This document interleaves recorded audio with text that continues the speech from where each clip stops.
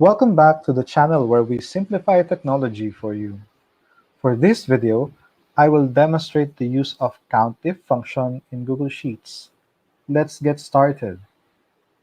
COUNTIF function returns a conditional count across a range or a given range of numbers. To use COUNTIF, we start with the equal sign followed by the COUNTIF function name and then a pair of parentheses. Inside the pair of parentheses, we have two arguments. We have the range and criterion. To give you an example, so we can understand this better, let's take this set of data. So I have here the names of students and the grades for each subject, and then the last row or the last column is the average grade of the student for all the subjects. Let's say we want to determine the number of achieving students and the priority students for each subject.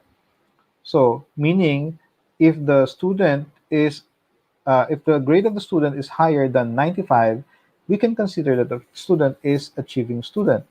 While if the grade of student is less than 75, which is a failing mark, we can consider the student as the priority students. So we know how many are achieving and we know how many students we should prioritize.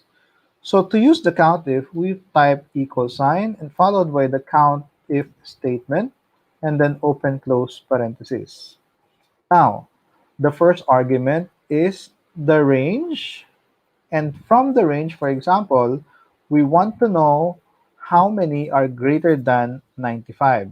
So since it's a condition, we place it in a pair of quotation and then we place the condition greater than 95.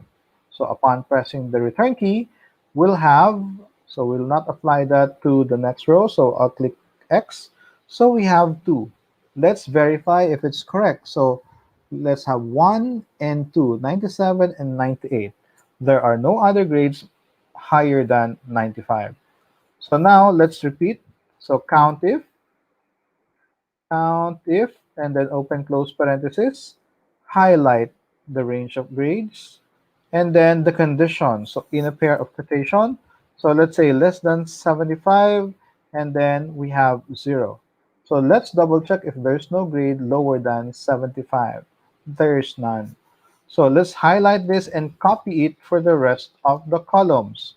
So now we can see here that there are 3 grades who are higher than 95, while there are 2 grades here that is lower than 75, and so on. So that is how you use COUNTIF statement. So if you have any question or inquiry, feel free to comment below.